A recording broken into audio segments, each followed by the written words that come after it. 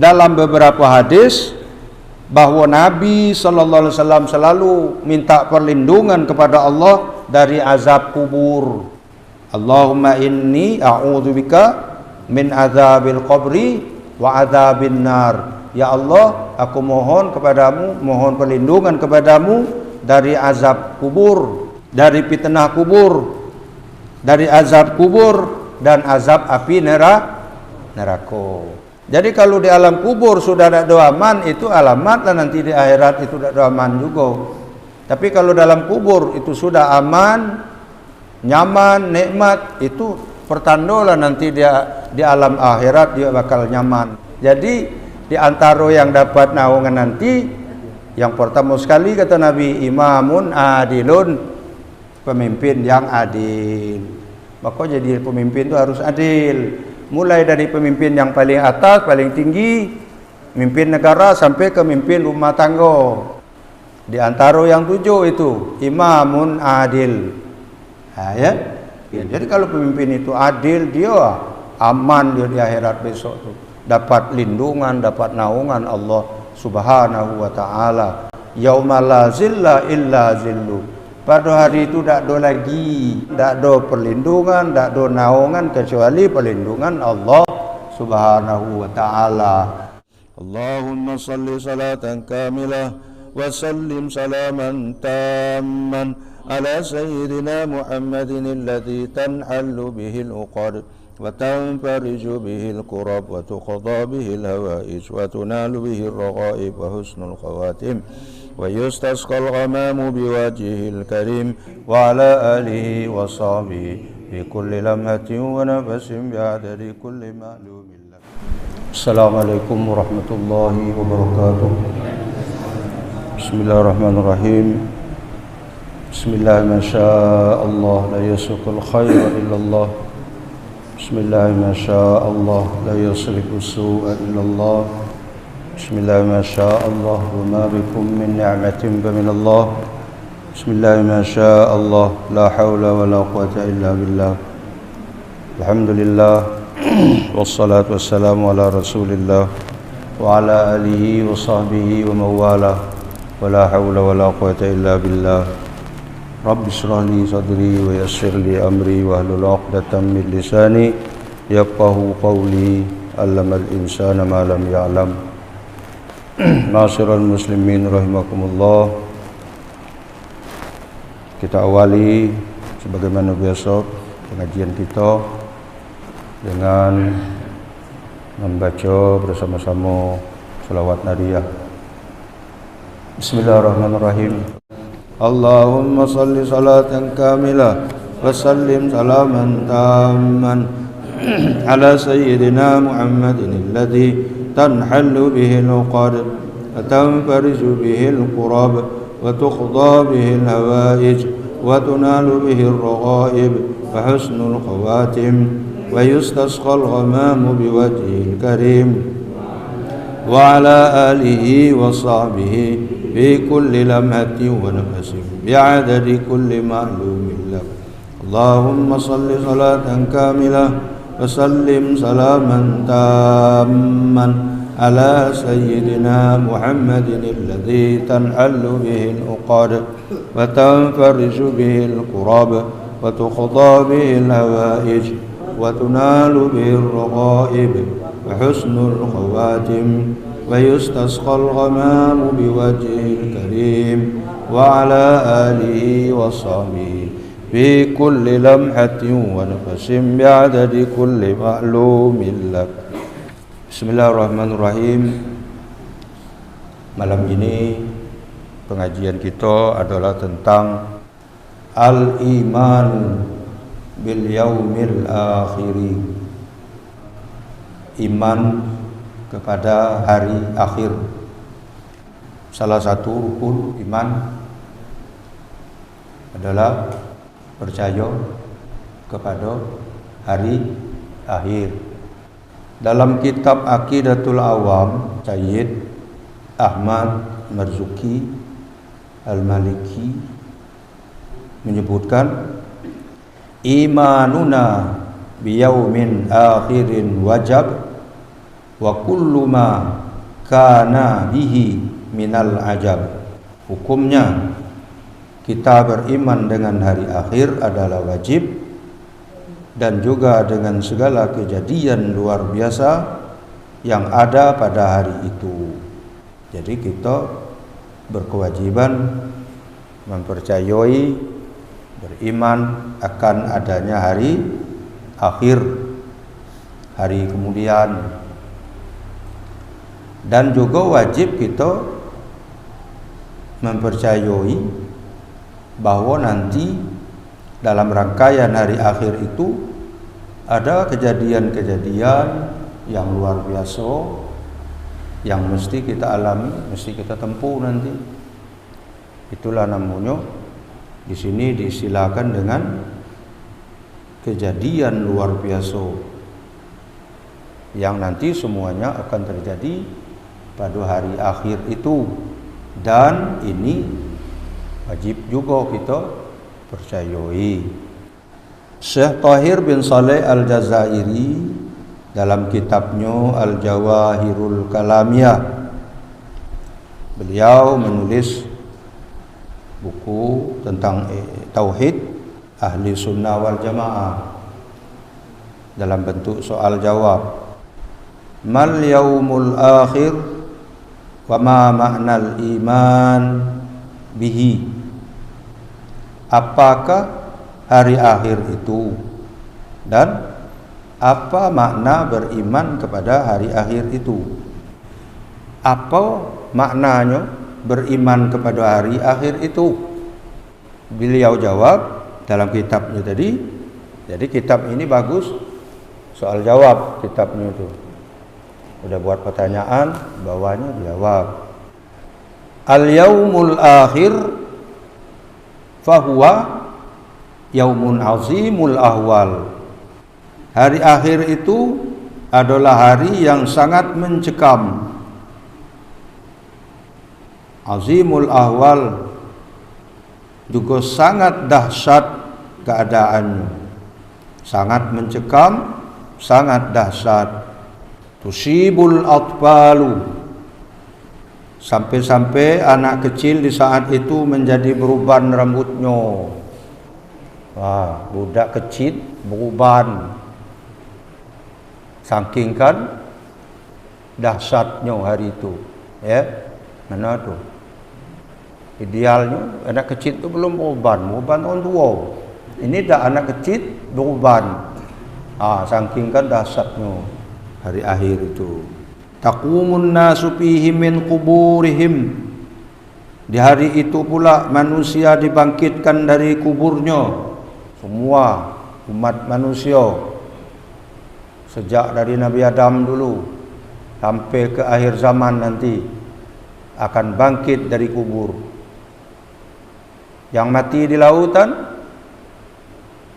dimakan buaya, yang mati di daratan diterkam harimau, tidak bisa dikuburkan, bangkit juga. Semua dibangkit, tidak ada kecualinya. Wa yuhsharuna ila sa'idin wahidin lil hisab. Mereka digiring ke satu tempat untuk dihisab amalnya. Ini ya, dihisab amalnya, dihitung amalnya, diperhitungkan amal kita selama di dunia ini. Summa ya'ulu amruhum ilan na'im awil azab.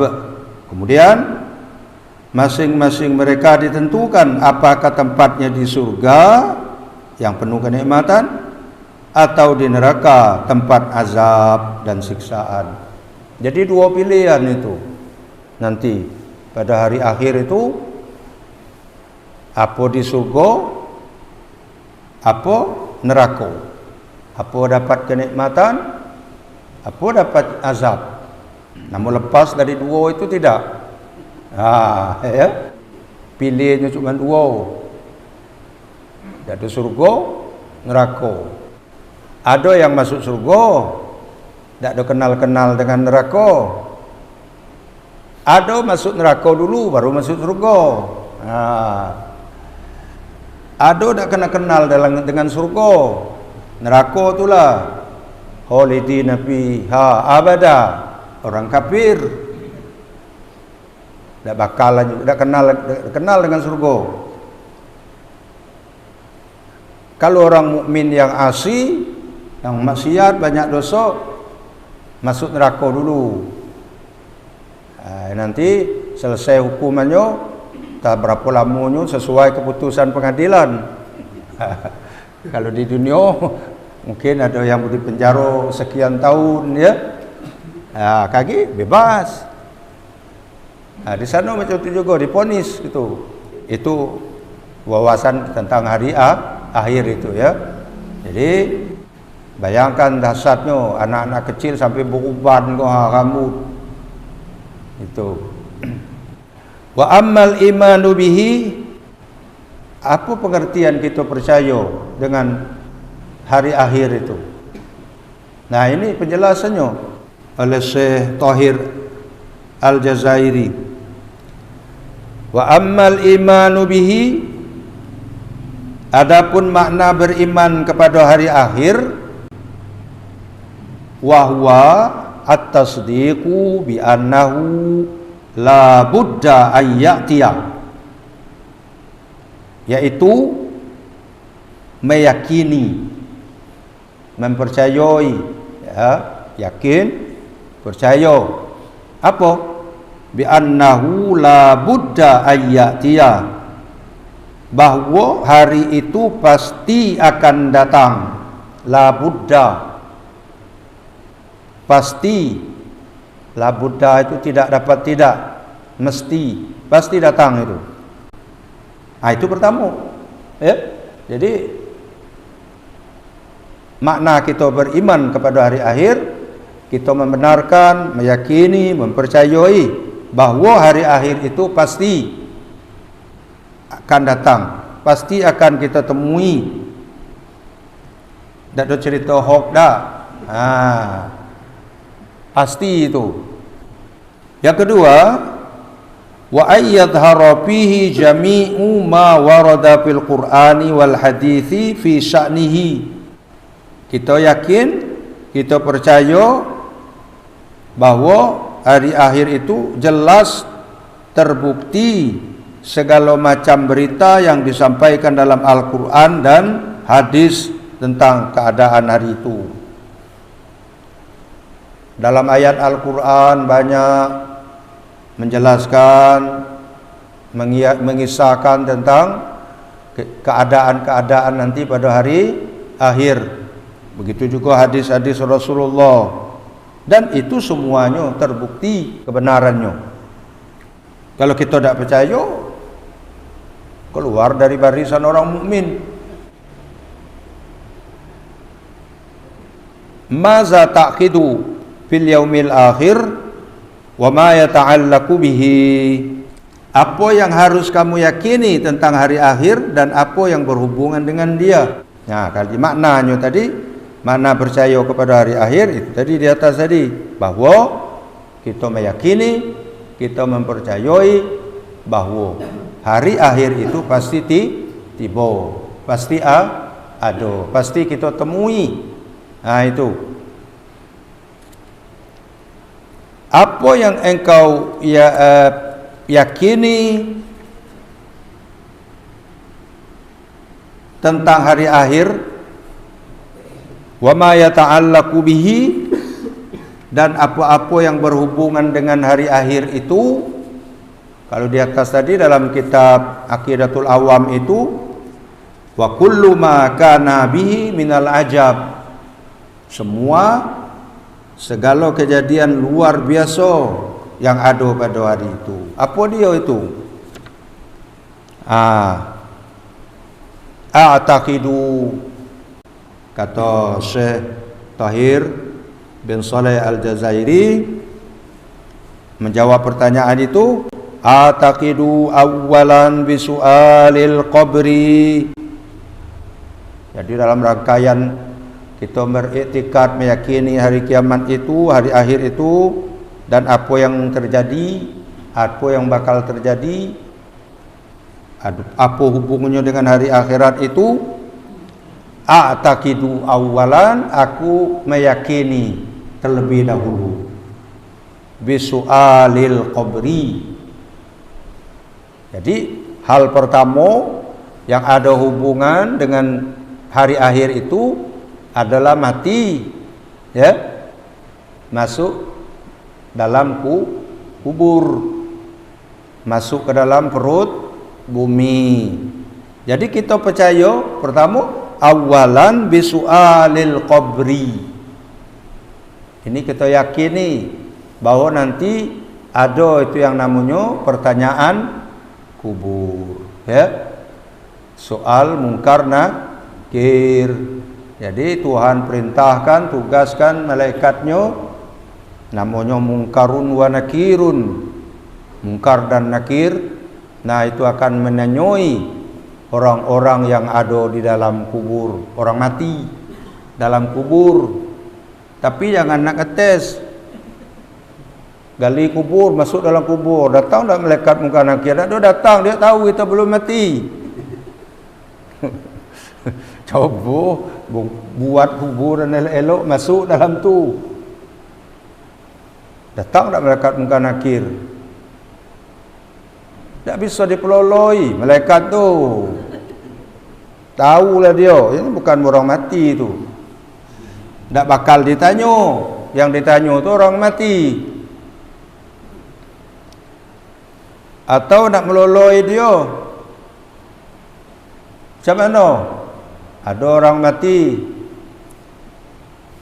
diberi kain kapannya, kain kapan yang udah usang, lalu ngapa? Senang kaki kalau melakak muka nakir nanyo, dia jadi nanyo, ala lama mati orang kau kata. Tak bisa itu, dia akal-akal macam itu. Ya, yang boleh main akal-akal kau kita di dunia kau. Kalau urusan dengan malaikat tak bisa main akal-akalan. Kata ayah, kata nak elok, kalau ayah meninggal itu bungkus dengan kain kapan, ambil yang kain kapannya lama. Ada dalam lemari tu usang, kuning, dapat koyak. Ngapa?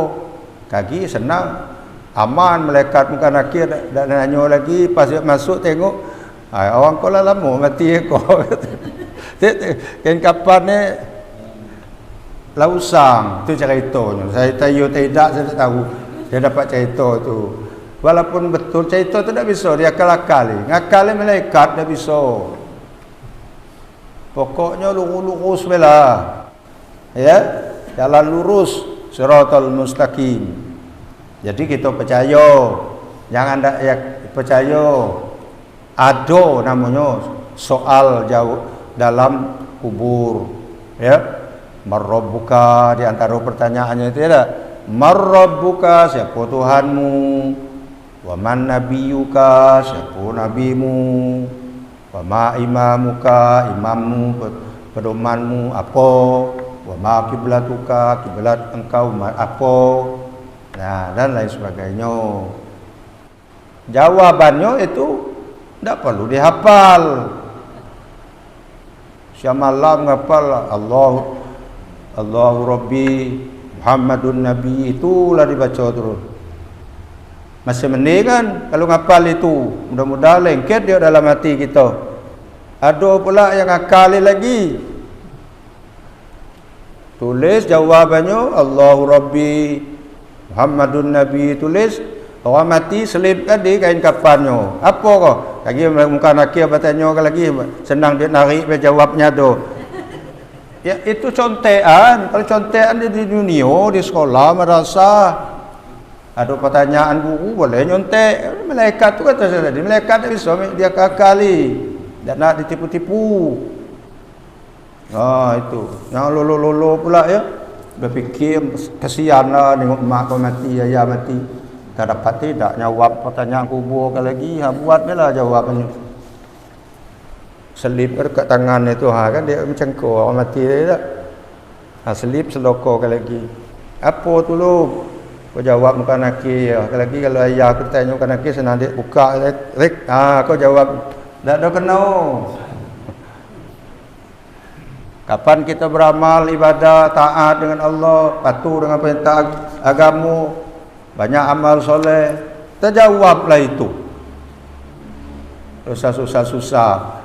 Yang penting laksanakan apa yang diperintah, jauhi apa yang dilarang. Sudah, terjawablah itu, datanglah dari itu.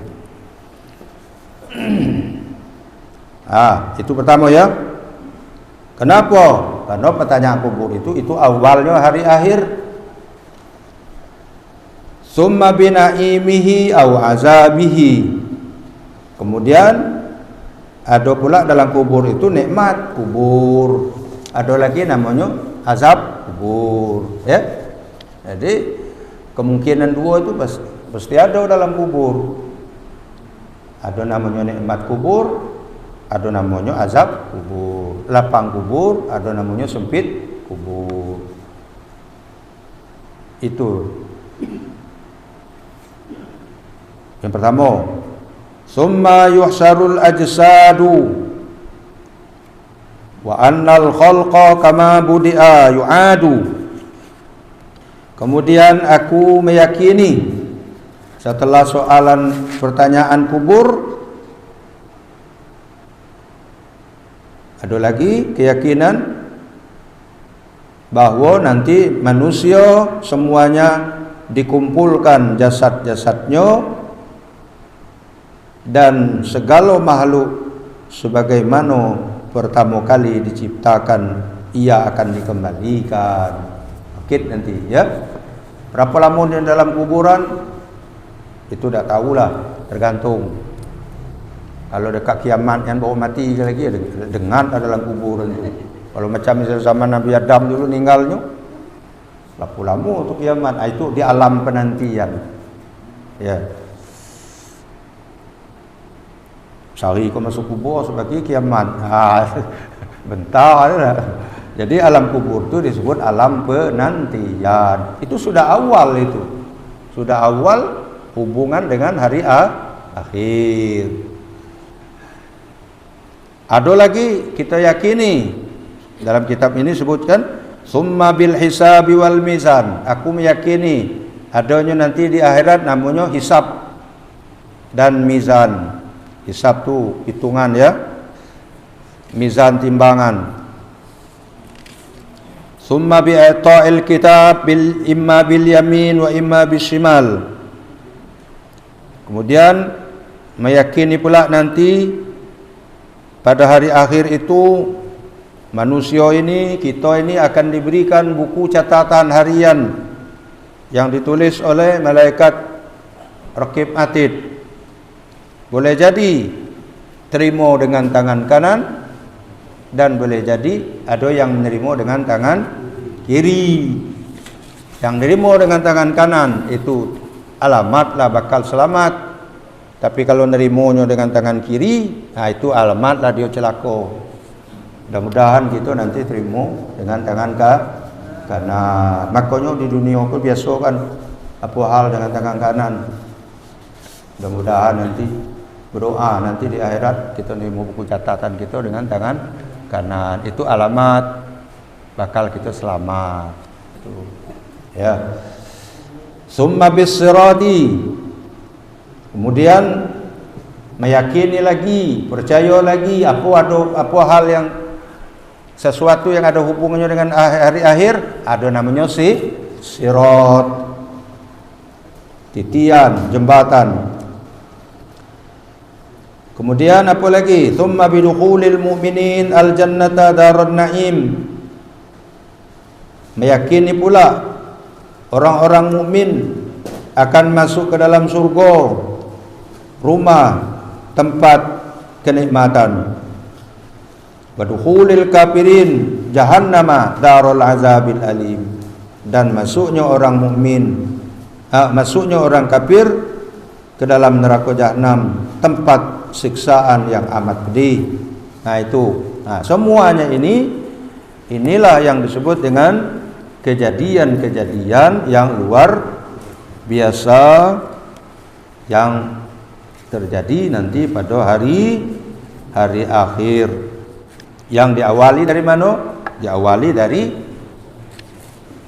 pertanyaan kubur. Ya, situ permulaan.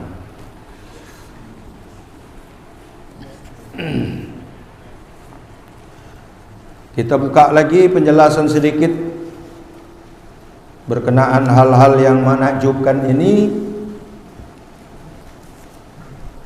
Kitab Jala'ul Afham Syarah Aqidatul Awam yang ditulis oleh Al-Allamah As-Sayyid Muhammad bin Alwi Al-Maliki. Beliau merinci ada 12 kejadian-kejadian yang pasti akan kita temui, pasti akan terjadi pada hari akhir. Pertama tadi apa? Alam kubur atau yang disebut alam barzah. Ingat ya? Ingat itu. Nanti sudah itu kita masuk kubur. Saya pontilah masuk kubur langsung bela ke akhirat, tidak bisa. Nak nego pula dengan Tuhan, tidak bisa itu. Sudah kepastian dari Tuhan, masuk kubur dulu, mati dulu. Alam kubur atau juga disebut dengan alam barzah, ya. Jadi manusia itu pertama dulu kita ada alam arwah. Pertama alam arwah. Udah itu dari alam arwah kita masuk pula nempuh alam yang kedua, alam rahim. Alam kandungan mak kita. Semua kita sudah ya. Mesti ingat begitu. Apa asal? Mungkin kalau ada canggih, alat canggih foto dalam rahim tu ya. Macam mana kayak gambarnya dalam tu. Tapi bisa lah di USG. Tengok bayi dalam janin dalam perut mak itu ya, pakai USG ya. Kini kau macam-macam. Bisa be nengok yang dalam perut. Kalau dulu dah dapat dia apa-apa be. Itulah kecanggihannya. Nah, jadi alam barzah itu fase antara kematian dan hari kebangkitan. Pengumpulan. Itu dia. Ya, antara alam sebuah fase antara kematian. Jadi sudah kita hidup di dunia ini, jadi alam kedua tadi alam apa? Alam rahim. Keluar lagi kita lahir, hidup di alam dunia. Nanti kita berakhir lagi hidup di alam dunia ini, akan masuk ke alam kubur, alam barzah. Tapi syaratnya mati dulu. Nah, jadi masuk kubur, masuk alam barzah itu lewat pintu kematian. Ya, itu kata saya tadi, nak nengok situasi dalam kubur, gali kubur elok-elok dulu, masuk dalam tu. Apa yang terjadi? Kaki nasib malang, lalunya lah gebak-gebuk di malaikat, disiksa dalam kubur, lalu pentungnya dalam tu. Lalu terjerit-jerit, minta buka pintu, jangan ngalami. Yang kedua,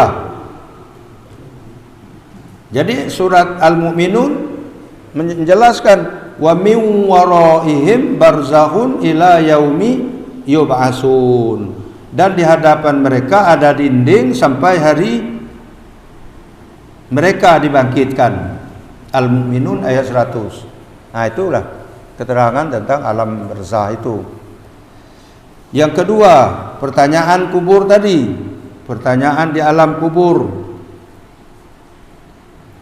segala kenikmatannya yang diberikan kepada orang yang taat, dan juga azab kubur yang diberikan kepada orang-orang yang maksiat.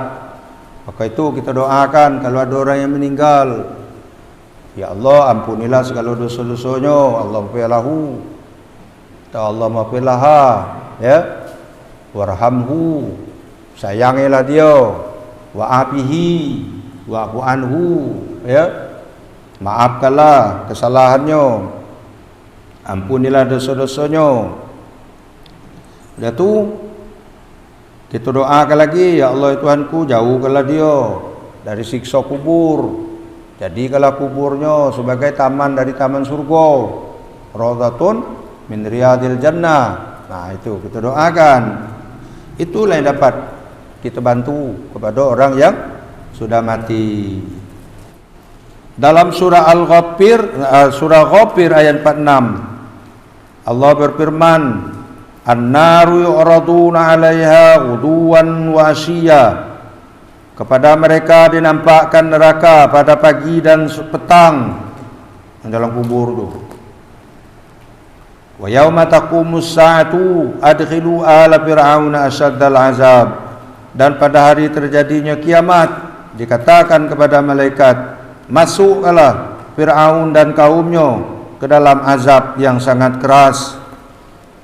Nah itu tegas perintah kepada Fir'aun dan kaumnya. Telah dijelaskan dari dalam beberapa hadis bahwa Nabi SAW selalu minta perlindungan kepada Allah dari azab kubur. Ya, baca, ya Allah ya Tuhanku, a'udzubika min azabil qabri wa azabin nar. Lah, itu sering dibaca Nabi. Allahumma inni a'udzubika min azabil qabri wa azabin nar. Ya Allah, aku mohon kepadamu, mohon perlindungan kepadamu dari azab kubur, dari fitnah kubur, dari azab kubur dan azab api neraka. Itu. Jadi kalau di alam kubur sudah ada aman, itu alamatlah nanti di akhirat itu ada aman juga. Tapi kalau dalam kubur itu sudah aman, nyaman, nikmat, itu pertandalah nanti dia di alam akhirat dia bakal nyaman hidupnya. Ketiga, kebangkitan dari kubur.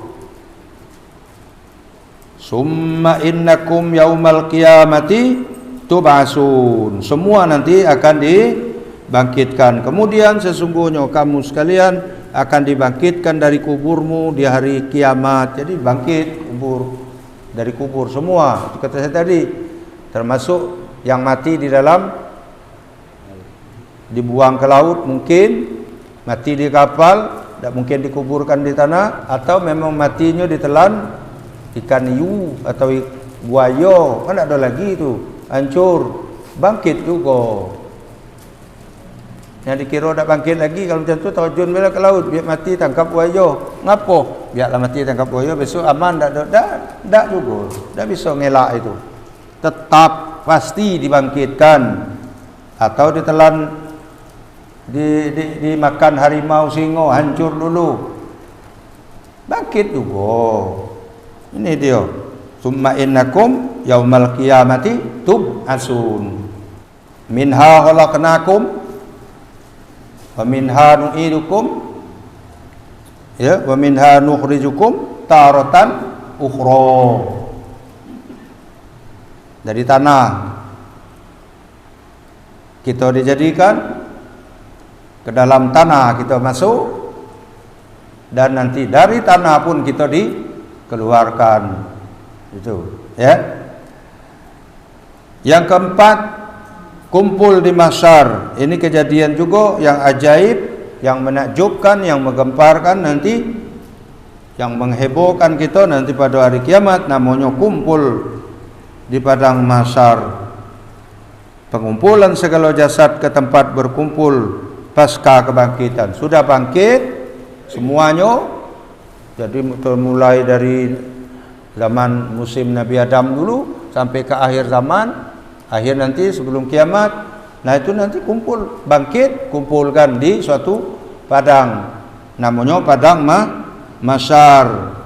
Bangkit dikumpulkan di mahsyar. Nah jadi jemaah haji yang kumpul di padang Arafah sekarang itu gambaran. Nah, miniaturnya padang mahsyar besok. Tengoklah tadi hari ko ya, orang wukuf. Tidak ada perbedaan pejabat, rakyat biasa, pakaian sama. Yang laki-laki tidak 2 lembar kain, tidak boleh pakai jahit. Semua itu gambaran. Yang paling mulia di sisi Allah di antara mereka itu ialah yang paling takwa. Jadi miniaturnya padang mahsyar tu di padang Arafah itu. Kita belum nyampe sana, tonton bela video. Hayal nonton TikTok terus, main game. Buka itu. Nah, saya sore tadi lama tu nonton orang sedang wukuf. Cucur mata saya dengar bacaan talbiyah itu. Merenungkan kapan-kapan lah aku ke Siko pula bergabung dengan orang. Kau asyik main game, sorean kau. Hari tarwiyah banyak amalan, banyak zikir, banyak doa. Besok lagi Arafah. Di kita hari Arafah ya. Saudi Arabia besok lebaran. Tak masalah gitu. Kita ikut pemerintah. Jadi besok puasa, besok hari Arafah, banyak amal, banyak doa. Minta dengan Tuhan. Jadi gambaran hari akhirat, nah itu dia, tak ada beda. Siapa kaya, siapa hebat, tak ada hebat serupa, tengok tu, padang Arafah tu. Mana ada? Raja, bolehlah dipakai tali leher, misalnya presiden pakai tali leher, pakai jas. Ngapa nak pakai kain ihram? Tak sah ihramnya, walaupun dia presiden.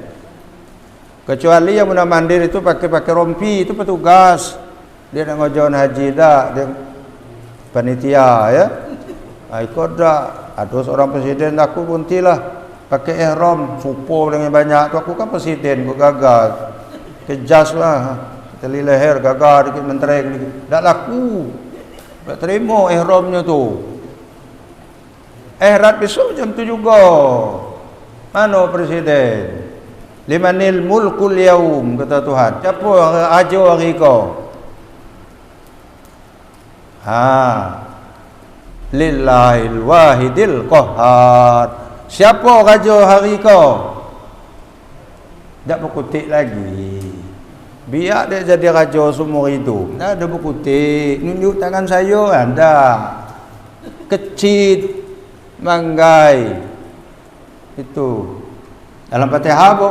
Alhamdulillah rabbil alamin arrahmanir rahim maliki yaumiddin. Raja pada hari kiamat. Jadi raja-raja yang ada di dunia ini batasnya di dunia pula. Maka jadi raja tu elok-elok di dunia kau. Itu. Jangan mentang-mentang kita jadi raja di dunia, saya nak kita besok selesainya. Penyelesaiannya besok. Ada hakim di atas hakim. Itu. Siapa hakimnya? Allah Subhanahu wa taala. Wa huwa ahkamul hakimin. Maka itu nanti di akhirat padang mahsyar besok, di antara yang 7 yang dapat kenikmatan, kenyamanan, dapat lindungan Allah, naungan Allah, orang kepanasan, meradang kepanasan. Di antara yang 7 itu imamun adil. Ya. Jadi pemimpin yang adil. Jadi kalau pemimpin itu adil, dia aman dia di akhirat besok tu. Dapat lindungan, dapat naungan Allah Subhanahu wa taala. Yauma la zilla illa zillu. Pada hari itu tak ada lagi perlindungan, tak ada perlindungan, tak ada naungan kecuali perlindungan Allah Subhanahu wa taala. Kalau orang hukum di padang Arafah tu, saya tengok tadi nonton hari panas 50 derajat panasnya, banyak pakai payung. Kalau di akhirat bawa payung dari dunia, tak laku payungnya. Yang ada tu, yang berlaku tu nanti payung naungan Allah. Jadi di antara yang dapat naungan nanti, yang pertama sekali kata Nabi, imamun adilun, pemimpin yang adil. Maka jadi pemimpin tu harus adil. Mulai dari pemimpin yang paling atas, paling tinggi, pemimpin negara sampai ke pemimpin rumah tangga. Seorang bapa itu jadi imam juga. Anak 2 sekok sayang sekaidak tu dah adil. Seorang ayah punya anak 5 atau 4 lebih dari sekok. Kalau sekok ya bisalah adil. Itulah yang diadab ni. Ikut dah 4-5. Dari 4-5 itu sekok paling disayangi. Is ekstra sayang. Wah, dah ada itu, dah ada adil itu. Kalau 5 serupa, bajunya seragam kalau, misalnya lah, itu adil lah. Jadi imamun adil itu jadi raja, pemimpin yang adil mulai dari tingkat negara sampai ke rumah tangga. Nah, ni kira kita ku aman lah, kita jadi pemimpin, jadi presiden, tak jadi raja. Presiden tu umat kita ini.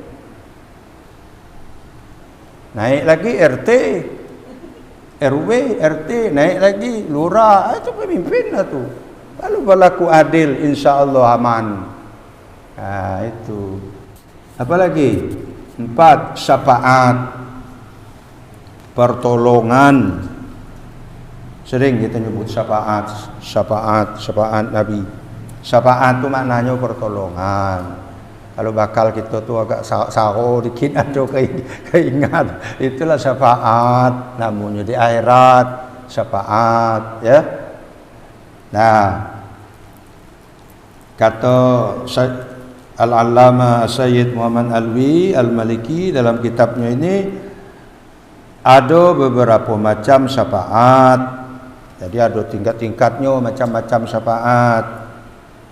Pertama, syafaat terbesar,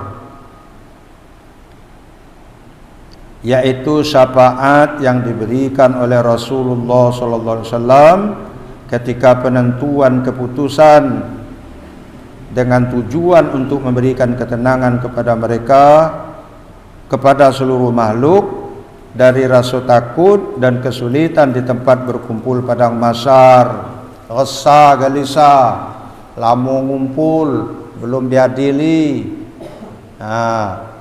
Akhirnya Nabi Muhammad diberi wewenang oleh Allah untuk memintakan syafaat supaya makhluk-makhluk ini segera diselesaikan urusannya. Syafaat ini hanya diperuntukkan bagi Rasulullah. Jadi Nabi Muhammad yang punya, yang ada itu, yang memiliki syafaat ini. Inilah yang dimaksud dengan maqaman mahmuda. Doa kita sudah apa tu? Sudah apa? Habis azan tu ya. Tempat yang terpuji. Jadi cuma Nabi Muhammad yang dapat itu. Yang kedua, syafaat yang diberikan oleh Rasulullah untuk memasukkan suatu golongan ke dalam surga tanpa perhitungan bi ghairi hisab. Ya, ini yang kedua, syafaat yang diberikan oleh Rasulullah untuk memasukkan suatu golongan ke dalam surga supaya tanpa perhitungan bi ghairi hisab. Jadi langsung berdebuk masuk surga. Itu juga Nabi memberikan syafaat. Kata Imam Nawawi, syafaat ini juga khusus untuk Rasulullah. Jadi si A dapat syafaat Nabi, langsung masuk surga, tak ada lagi proses-proses itu ini bi ghairi hisab. Mudah-mudahan kita masuk sika, ya tak? Nah, itu. Yang pula kali saya biarlah dulu aku nyicip-nyicip juga dulu. Jangan nyicip-nyicip. Minta lah, jangan lagi. Minta kita masuk surga bi ghairi hisab, masuk belebuk masuk surga. Ada pula tu misalnya minta lu masuk neraka dulu baru masuk surga. Ini main-main nama tu. Yang nak dimain-mainkan urusan macam iko kok. Jadi kata Imam Nawawi, syafaat ini khusus untuk Rasulullah. Yang lain Rasul-Rasul yang tidak ada dapat. Ketika syafaat yang diberikan oleh Rasulullah untuk menambahkan derajat seseorang, syafaat diberikan oleh Rasulullah untuk menambah derajat seseorang. Jadi seseorang nanti dengan syafaat Nabi dia dapat derajat pangkat, naik ke dudukan. Itu juga. Keempat, syafaat untuk orang yang berhak masuk neraka agar tidak memasukinya. Jadi ada pula syafaat itu untuk orang yang berhak masuk neraka dalam vonis dia masuk neraka, tapi dengan syafaat, dapat syafaat, maka dia tidak jadi masuk neraka. Nantilah kita minta dengan di situ ya. Mintalah kita jangan divonis masuk neraka. Imam Qadhi Iyad berkomentar bahawa syafaat ini tidak diperuntukkan kepada Rasulullah saja. Itu kata Imam Qadhi Iyad. Jadi syafaat yang seperti ini, yang level ini tidak diperuntukkan kepada Rasulullah saja, juga rasul-rasul yang lain ada juga berhak memberikan syafaat seperti itu. Dalam hal ini Imam An-Nawawi meragukan karena memang tidak ada penjelasan yang gamblang. Kelima, syafaat untuk mengeluarkan suatu golongan dari dalam neraka. Jadi ada namanya syafaat pertolongan. Orang ini sudah masuk neraka, tapi dengan adanya syafaat langsung dikeluarkan. Nah itu, ya. Syafaat ini tidak hanya diberikan oleh Rasulullah, namun juga diberikan oleh para nabi yang lain dan orang-orang yang soleh. Nah, jadi bukan Nabi Muhammad saja yang bisa memberikan syafaat yang seperti ini, juga para rasul yang lain, para nabi-nabi yang lain, dan juga orang-orang yang soleh. Jadi orang itu berhak masuk neraka aturannya, tapi tidak jadi masuk neraka. Rasulullah SAW bersabda dalam hadis riwayat Ibnu Majah, artinya ada 3 golongan yang berhak memberi syafaat di hari kiamat. 1, para nabi. 2, ulama. Dan 3, orang-orang yang mati syahid. Nah, ini dalam hadis Ibnu Majah Rasulullah menjelaskan. Jadi 3 kelompok ini, 3 golongan ini berhak memberikan syafaat. Siapa? Para nabi. Apalagi para ulama dan orang-orang yang mati syahid. Maka itu dekat ni ulama, yang dimusuhi, yang disakit ni ulama, dekat ni. Mudah-mudahan kita mendekati ulama, ya, mengakrabkan diri dengan ulama, mudah-mudahan bisa nanti akhirat kita dapat syafaat. Ikut ulama dimusuhi, ulama dipecoi, jangan, tak dapat syafaat lagi. Jamin di akhirat itu aman, belum tahu. Nah, kita tu masih tanda tanya macam mana nasib kita di akhirat besok, aman apa tidak. Maka kita was-was, tak minta terus dengan Allah supaya diberi keamanan, kenyamanan. Rabbana atina fid dunya hasanah wa fil akhirati hasanah wa qina adzabannar. Doa itu dibaca, ulama dipecoi terus. Sako juga buat di akhirat besok. Itu. Dah ya? Nah, hisab 6. Hisab dan pembalasan di padang mahsyar. Jadi ada dalam hadis, kedua kaki seorang manusia tidak akan tergelincir pada hari kiamat nanti dari sisi Tuhannya sehingga dia ditanya tentang 4 hal. Ditanyoi, diperhitungkan, dipertanggungjawabkan. An umrihi bima apna. Pertama umur, bertanggungjawab. Umur 100 lebih, minta umur panjang kali payah bertanggungjawabnya di akhirat. Ditanya Tuhan, kau aku beri umur 100 lebih, untuk apa dihabiskan umur kau? Jawab, kata tangan dengan kaki. Habis waktu kulu kilia munda mandi ada kemampuan ya Allah. Berhura-hura, berpoya-poya. Tanggung jawab. Yang kedua, umur mudanya. Kau tadi umur secara umum, secara keseluruhan. Yang kedua ini diminta pertanggungjawaban oleh Allah. Umur muda. Kita ni semua ada melewati masa muda, ada masa muda yang suram, ada masa muda yang cerah, ada masa muda banyak maksiat, ada masa mudanya sudah menjadi orang yang soleh. Ini bertanggungjawabkan. Jadi pertama tadi umur secara umum, kedua ini masa muda. Semua kita sudah melewati masa muda. Ada di antara kita sedang menjalani masa muda.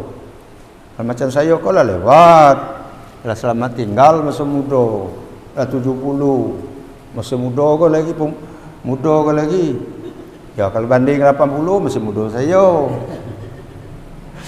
Jadi yang punya masa muda tu manfaatkan sebaik-baiknya. Ya. Nah, aman jadi pertanggungjawabannya. Untuk apa digunakan masa muda? Jadi salah kalau ada anak muda yang katakan biarlah masih muda kena buat maksiat banyak dosa, lagi umur tua lagi bawa tobat. Itu salah. Masa muda tu sudah dimintai pertanggungjawaban. Yang ketiga tentang harta. Maka itu elok ada banyak harta. Kalau jadi pejabat banyak harta dipertanyakan juga dari mana dapat itu. Ya tak? Dulu belum jadi pejabat harta dah banyak, kalau duduk baru banyak tu sibuklah tu. Telusuri dari mana dapat itu. Itu di dunia, tapi bisa disulap-sulap. Tapi di akhirat dah bisa. Harta ini dua pertanyaannya. Dari mana dapat dan ke mana perginya? Untuk apa gunanya? Kau dapat harta kau dari mana dan gunanya untuk apa? Dapatnya dari yang halal, digunakan di jalan yang halal baru aman. Nanti dihisab. Kalau dapatnya dari jalan yang haram, hasil korupsi, merampok duit rakyat, sudah tu disedekahkan duit itu dah aman juga. Ya, awak dapat duit korupsi, sedekah, umroh kan orang banyak-banyak, apa-apalah. Misal ya tak? Tak ada aman. Jadi dapatnya halal elok, keluarnya elok. Baru aman tu. Apa lagi dapat edak elok, keluar edak elok, bertambah parah lah tu. Ya, hasil duit merampok. Udah tu hura-hura pula main betino. Bertambah. Jadi dapatnya elok, keluarnya elok. Itu baru dia bermanfaat. Itulah makanya kalau sedekah dari barang yang tidak halal, oleh ulama dikatakan kalau kita sedekah dari duit yang hasil duit yang haram, itu samalah dengan mencuci pakaian dengan air kencing. Apa hasilnya mencuci baju dengan air kencing? Bersih, bertambah kotor. Jadi kalau nak sedekah tu infak itu yang bersih. Yang keempat ya, ilmu yang kita dapat itu ke mana? Diamalkan apa tidak? Itu kita banyak ilmu. Apa ilmu tu sekadar untuk apa bela? Untuk ceramah, untuk pidato. Ngamalkan tidak? Itu tanggungjawab. Ada orang banyak ilmu tu tanggungjawab berat juga. Maka dikit bela ilmunya banyak aman. Harta macam tu juga. Maka orang miskin tu aman di akhirat. Kenapa? Pertanggungjawaban urusan harta lepas dia. Apa nak dia tanya? Yang susah kau harta banyak, mobil 50 untuk kenderaan itu 10, 40 itu sewuan cataran. Nanti dipertanggungjawabkan. Mizan itu apa? Timbangan ya, ditimbang. Siapa yang berat amal baiknya aman, kalau berat amal buruk saro buatnya. Udah itu sirat titian dirambah. semua akan melewat jerambah. Jerambah ini, titian ini dalam hadis disebutkan lebih tajam dari mata pedang dan lebih halus daripada rambut. Macam mana? Tengok esok. Tak dapat sembahyang ni. 9 telaga Nabi Muhammad SAW. Nanti ada Nabi punya telaga namanya Telaga Kausar. Telaga Kausar, gambaran telaga itu seluas perjalanan selama sebulan, kata Nabi. Telagaku itu luasnya seluas perjalanan selama sebulan. Jalan kaki sebulan. Mana sampai? Itulah luas telaganya Rasulullah itu. Tepi-tepinya sangat indah, airnya lebih putih daripada susu, baunya lebih wangi daripada minyak wangi misik, cangkir-cangkirnya lebih banyak daripada bintang-bintang di langit. Berapa banyak bintang di langit, cangkirnya lebih banyak dari itu. Siapa yang minumnya tidak akan merasa haus lagi selama-lamanya. Sekali minum lega selama-lamanya. Iko bertambah minum bertambah haus. Mudah-mudahan dapat kita minum ya telaga Nabi ini. Surga, neraka. Surga itu tempat kenikmatan bagi orang mukmin yang patuh dan taat, beramal soleh. Neraka tempat kesengsaraan bagi orang kafir dan juga bagi orang mukmin yang banyak dosa, yang banyak maksiatnya. Tapi sudah itu masuk neraka, surga pula dibasuh. Ke-12, memandang kepada Allah Subhanahu wa taala di surga. Jadi nanti kita ini nikmat yang paling besar adalah memandang Allah Subhanahu wa taala nanti di surga, ya. Dalam Al-Qur'an dikatakan wujuhun yauma izin nadhira ila rabbiha nadhira. Al-Qiyamah ayat 22 23. Wajah-wajah orang-orang mukmin pada hari itu berseri-seri kepada Tuhannya lah mereka melihat. Ini satu nikmat yang paling tinggi nilainya, bisa memandang Allah langsung nanti di dalam surga. Syaratnya masuk surga. Dalam neraka tak dapat memandang Tuhan. Jemaah sekalian, hadirin yang berbahagia, kita cukupkan pengajian kita. InsyaAllah kita lanjutkan bahasan tentang hikmah beriman kepada hari akhir. Itu yang akan datang. Mudah-mudahan apa yang saya sampaikan pada malam hari ini memantapkan keyakinan kita, kepercayaan kita kepada hari akhir itu. Maka dengan demikian kita lebih ekstra optimal untuk mempersiapkan diri menghadapi hari akhir itu dengan memperbanyak amal-amal soleh, ibadah kepada Allah Subhanahu wa taala, banyak istighfar, mohon ampun dari kesalahan-kesalahan dan dosa yang kita lakukan selama ini. Mudah-mudahan kita memasuki alam akhir nanti, alam akhirat itu dalam keadaan aman, nyaman dan bahagia. Rabbana atina fid dunya hasanah wa fil akhirati hasanatan wa qina adzabannar. Allahumma sallimna min afatid dunya wal akhirah wa fitnatihima innaka ala kulli syai'in qadir. Wa sallallahu ala sayyidina Muhammadin wa ala alihi wa sahbihi ajma'in.